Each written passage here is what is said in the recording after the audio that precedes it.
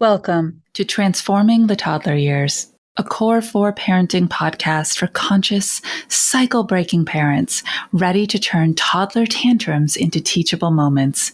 Hi, I'm Cara Tyrrell, a lifetime lover of littles, mom to 2 grown and flown girls, and an early childhood educator.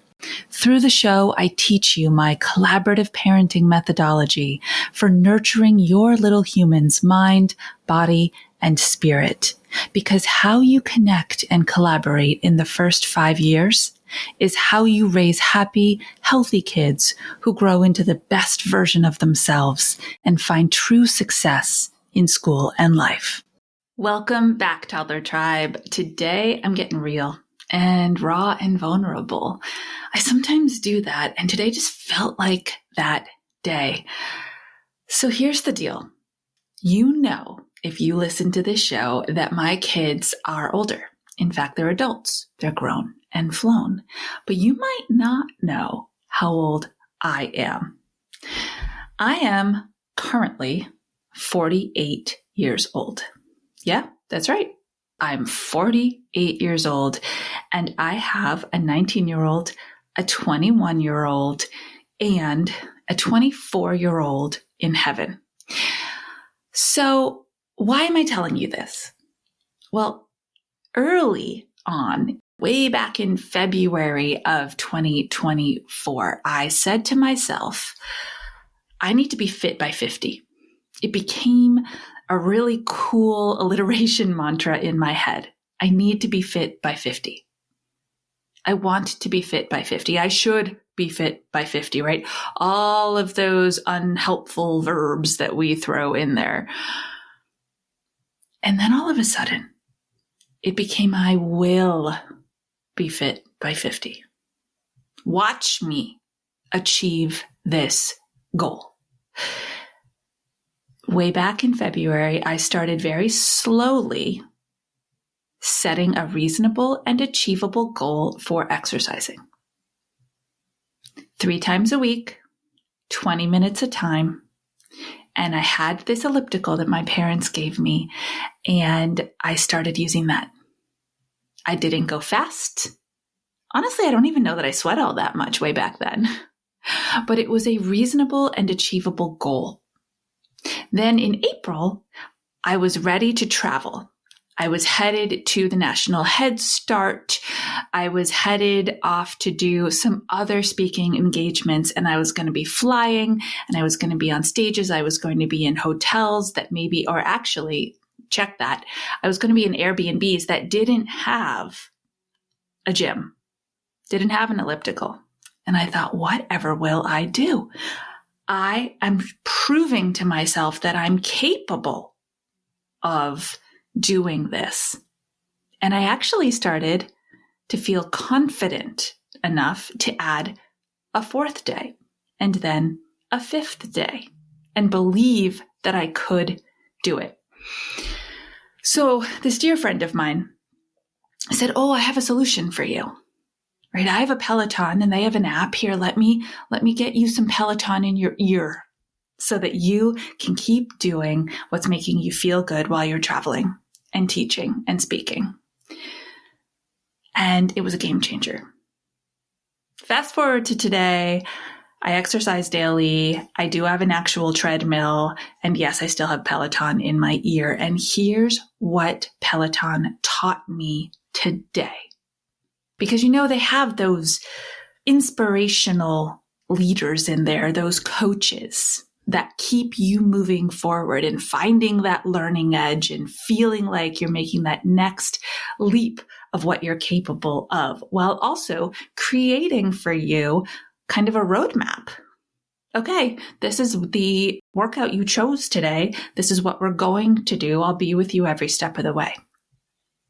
But this coach today, he said, I don't remember his name. Not terrible of me. I should. That's all I can do is coach you. I can't run for you. I can't walk for you. I can't hike for you.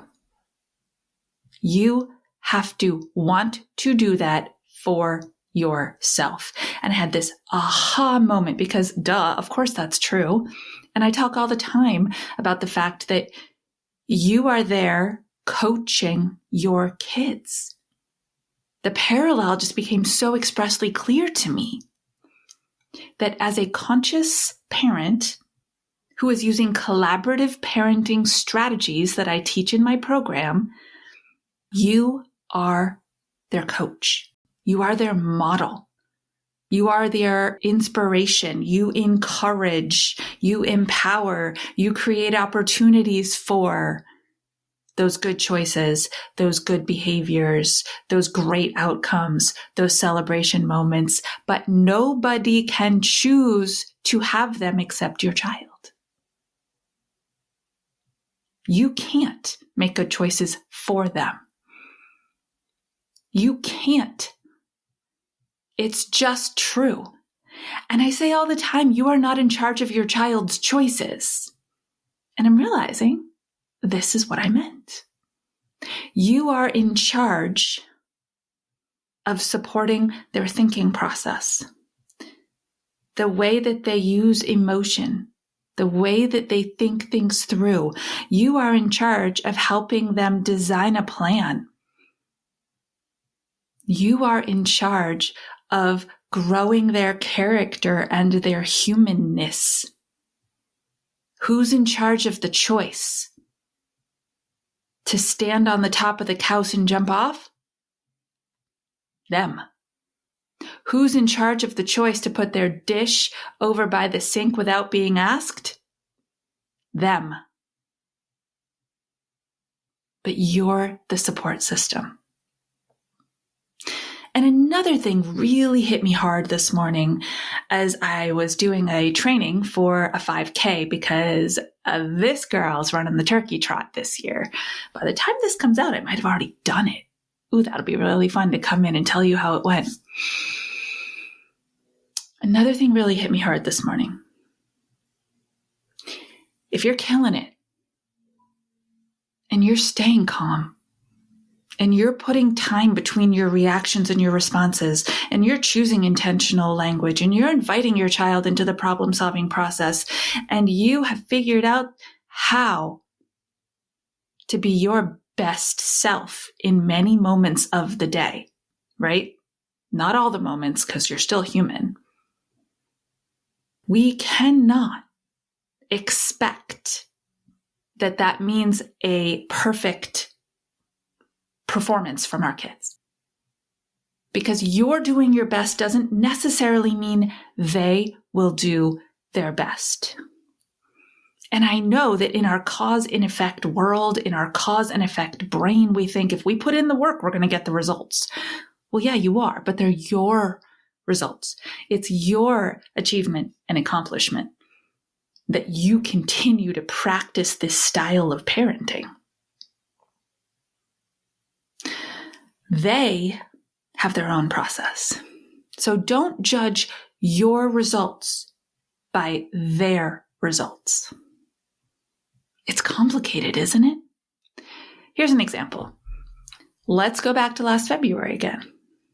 Because I wasn't the only one in my household that said it's time to make a change. 2024 is going to be the year that we focus on our nutrition and our health and our aerobic exercise and our strength, and we are going to get ourselves ready for that second half of our lives. My husband joined me in making that statement. He has not joined me in taking reasonable, achievable, or consistent action towards the goal. And I'll be totally honest with you. There are days, I told you I was going to get vulnerable here. There are days that I resent that a lot. There are days I judge that. Why can't you just? There are days he looks at me, sees my personal results, and holds himself accountable, puts himself down.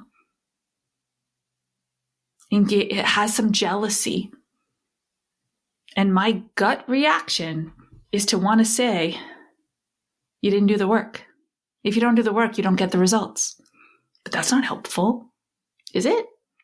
Of course not. We cannot hold each other accountable for results that are not our personal gains. And I practice this all the time. But my gut reaction, that one that just comes up and so quickly wants to pop out of my mouth, is just like yours.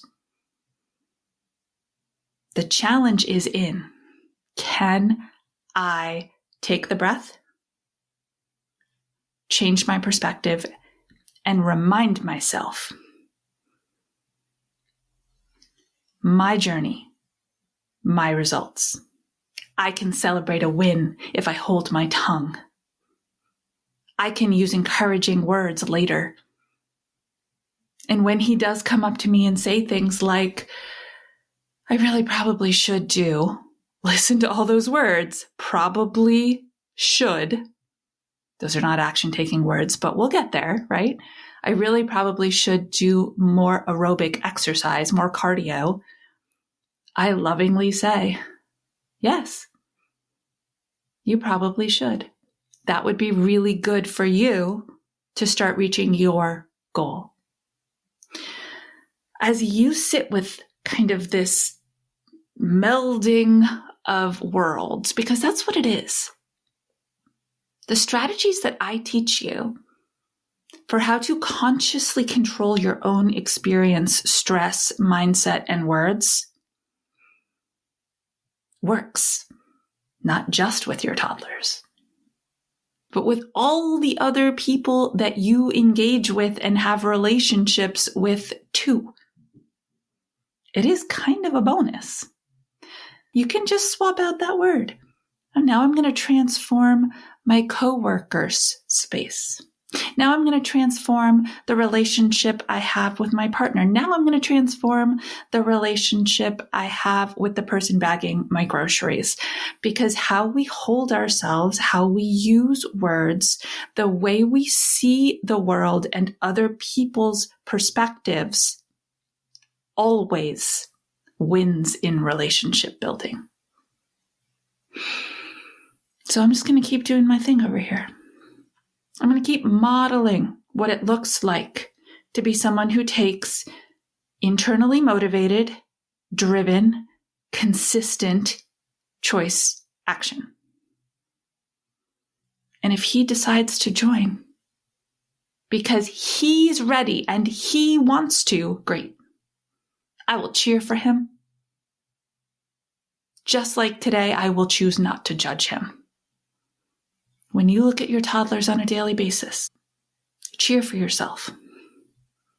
That when they poked that trigger button that you was so easily poked because you didn't get enough sleep last night, you didn't just yell back. You stopped, you realized, and you chose calm, intentional words. That's your cheerleading moment.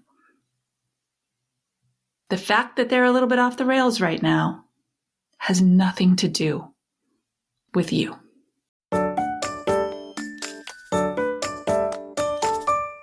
Calling all of my teachers and early childhood professionals. Cara here, just popping in to say thank you. One of my favorite things about this podcast is knowing that it's not just parents who are listening, that you are part of this toddler tribe too, because you serve them on a daily basis. Did you know that I do early childhood education trainings, pre-service, in-service?